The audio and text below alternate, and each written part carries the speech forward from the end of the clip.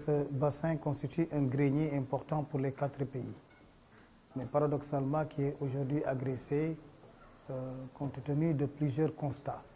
Les problèmes liés à l'accès au foncier, les problèmes liés au pastoralisme dans le bassin du fleuve Sénégal, à la pauvreté, un pourcentage important vit avec moins de $2. Et malgré les gros investissements consentis par l'OMVS, on se rend compte aujourd'hui, l'eau est là, mais la pauvreté est encore présente. Au niveau régional, nous travaillons avec l'OMVS pour mettre en place une charte foncière de la gouvernance foncière.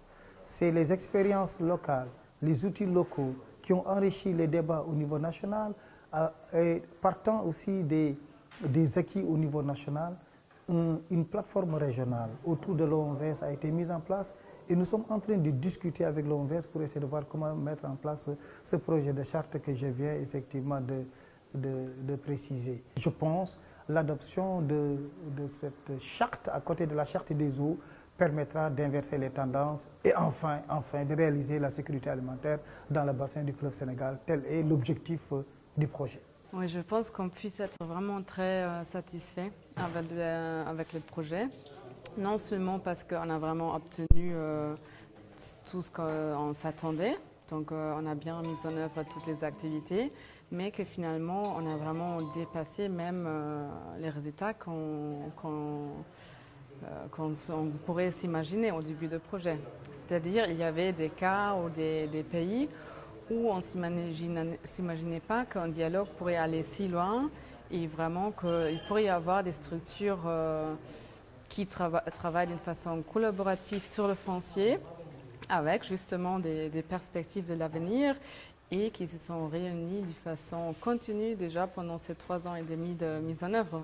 On ne savait pas au début ce que ça aurait donné parce qu'on ne connaissait pas tous les acteurs, tous les intérêts, surtout quand on parle d'un sujet si sensible comme le foncier. Il y a une possibilité pour ces mécanismes nationaux d'intervenir avec les communautés à travers des mécanismes sur le niveau local.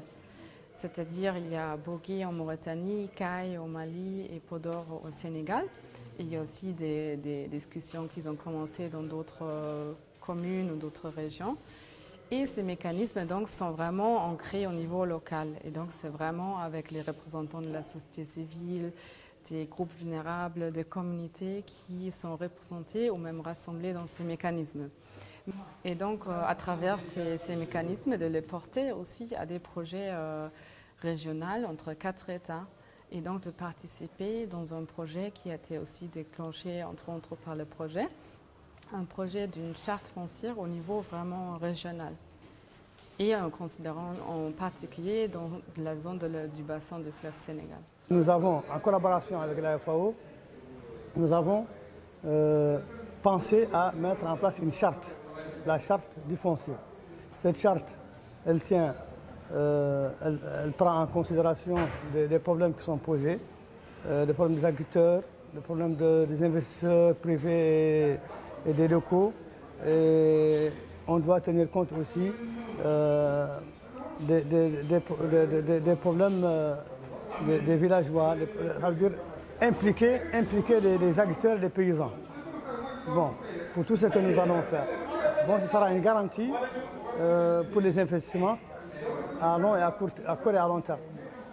Donc, nous sommes en parfaite collaboration avec la FAO et nous sommes en train d'étudier cette charte que nous allons mettre en place et qui sera une garantie pour tout investissement ou toute attribution de terrain dans le bassin du Sénégal. Surtout ce qui m'a intéressé dans ce cadre, effectivement, c'est d'avoir la compréhension commune des enjeux. Je crois que ça semble être un espace important. C'est pourquoi hier, dans mes recommandations, je pensais qu'effectivement, lié même à l'évolution du contexte de l'acte 3 de la décentralisation au niveau de ce pays où nous sommes, il faut avoir un cadre il faut avoir cet espace dans les différents départements de ce pays qui pourraient être des outils effectivement non seulement de dialogue, de compréhension commune, de négociation, d'apprentissage, mais en même temps d'aider à la bonne prise de décision au niveau local. Le SRB est venu pour la Mauritanie à point nommé. Il nous a permis à travers la mise en place de plateformes locales et d'une plateforme nationale, d'enrichir le débat et d'ouvrir, de fournir une table de ronde de négociation et de discussion de l'ensemble des parties prenantes au processus foncier et aux problèmes fonciers. Et il nous a permis, à travers aussi l'ensemble des visites régionales, et notamment à Matam, à Dakar, et c'est des discussions et des ateliers, il a permis aux parties prenantes, notamment les associations, l'État et toutes les parties prenantes aux problèmes fonciers, à s'enrichir, à enrichir ces expériences et à échanger aussi les expériences avec les partenaires et les collègues des États riverains. Donc, il a été doublement bénéfique d'un point de vue. Il nous a renforcé les capacités à travers l'échange avec les autres et il a ouvert les yeux aussi sur des pratiques internationales, notamment sur les directives volontaires qu'on a découvert avec les SRB. Et il nous a permis, d'un autre côté, effectivement, de mettre en place des plateformes locales qui ont permis aux partenaires locaux, aux acteurs locaux de discuter de l'ensemble de leurs problèmes. Et il a mis en place aussi une plateforme nationale avec un comité de pilotage présidé par le secrétaire général du ministère de l'économie et qui a permis aussi d'ouvrir la voie à des discussions et des discussions à bâton rompu de différents problèmes. Bon, il y a beaucoup d'avantages et beaucoup de réussites en tant que femme. Et dans une société où nous sommes dans une région de Soninké et Kassonké, où la prise en compte des femmes n'est pas à hauteur de souhait. Mais comme le projet s'est attaqué aux besoins réels de la population, les épineux problèmes qui sont sur leurs pieds, qui est le problème foncier, je crois que c'est ça qui a fait que... et puis, il y a une avancée par rapport à l'État malien qui a dit que sur les terres aménagées, que ce soit de l'État ou des collectivités, les 15% des superficies reviennent aux femmes et aux jeunes. Et là, même s'il y avait cette décision, et dans ce projet, à travers la plateforme multi-acteurs, nous, on a essayé de diffuser ces décrets et ces lois. Et en même temps, la loi foncière agricole qui a vraiment fait en sorte qu'on crée des commissions villageoises pour la gestion foncière au niveau des villages. Et dans ces commissions, la composition, il faut des jeunes et des femmes. C'est pour cela que j'ai dit, nous, on est très satisfaits de ce projet. Et dans ce projet, on se retrouve, on se reconnaît dedans. Et surtout, par rapport à l'élaboration des lois et des décrets au niveau national, que la plateforme locale a été impliquée, même proposé des idées par rapport à l'élaboration des décrets. Le projet apporte à la Guinée une certaine ouverture sur la question foncière, qui est une question extrêmement importante et très sensible, vu d'abord le passé de ce pays où l'État avait quasiment le monopole sur le foncier, où il n'y avait pas forcément de débat. Or qu'aujourd'hui, ce qui est important avec les directives volontaires en particulier, c'est vraiment d'aborder cette question sensible à partir de la base, à partir de la participation de ce qu'on appelle aujourd'hui la société civile. Et donc c'était un apport extrêmement important. Pour le moment, en Guinée, la plateforme qui se met en place avec l'accompagnement de la FAO et IPAR en Guinée constitue pour nous un élément très important qui va permettre d'aborder ces questions très sensibles. L'initiative de ce projet est partie d'abord d'une dynamique qui existait au lendemain de la crise alimentaire, financière et énergétique de 2008, où effectivement on avait constaté une ruée vers les terres, en Afrique particulièrement.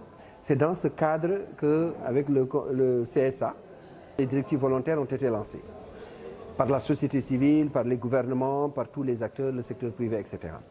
Aujourd'hui, ce qu'il faut noter, c'est qu'on a fait des pas importants et à partir de ce moment, IPAR, dans le cadre de sa mission au niveau sous-régional, a répondu à un appel d'offres avec le FIDA pour justement dire qu'il faut disséminer les directives volontaires au niveau d'abord des gouvernements, au niveau des parlementaires, au niveau de la société civile, etc.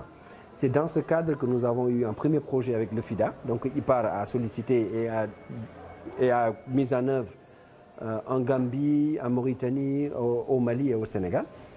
Et c'est à la suite de ce projet, donc de 2013 jusqu'en 2015, que nous avons, effectivement, dans le cadre de la relation que nous avions avec l'Allemagne, parce qu'on était à Washington dans le cadre de la Banque mondiale sur le foncier, à Washington, qu'on a rencontré effectivement des autorités allemandes qui étaient impressionnées par les premiers résultats que nous avions eus avec les parlementaires, avec les journalistes, et qui ont décidé d'accompagner ce nouveau projet. Et cela nous a permis de produire des outils, de tester ces outils et de tester réellement l'applicabilité de cette grande idée ou de ces grands principes de directives volontaires au niveau local.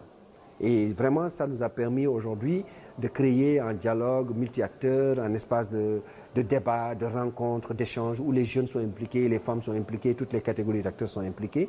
Et c'est ce qui nous a valu aujourd'hui, avec la restitution, d'avoir le secrétaire général du ministre de l'Agriculture du Mali, le représentant de la FO du Mali, d'autres autorités de la sous-région, que ce soit de la Guinée, de la Mauritanie et du Sénégal, qui sont là pour partager les expériences et surtout se projeter pour voir dans quelle mesure ce projet pourra être pérennisé en termes d'action et qu'est-ce que ça pourrait apporter.